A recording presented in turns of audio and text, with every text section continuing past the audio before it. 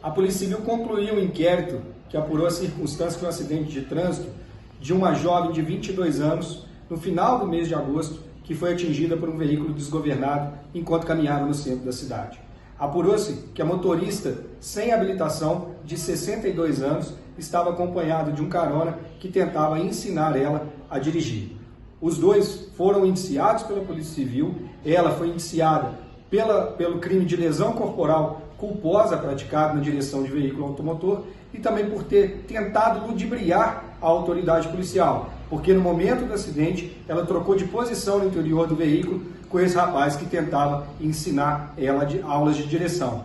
Ele, por sua vez, também foi indiciado pela Polícia Civil por esse mesmo crime de tentar ludibriar a autoridade policial e também por ter entregado a direção de veículo automotor à pessoa não habilitada.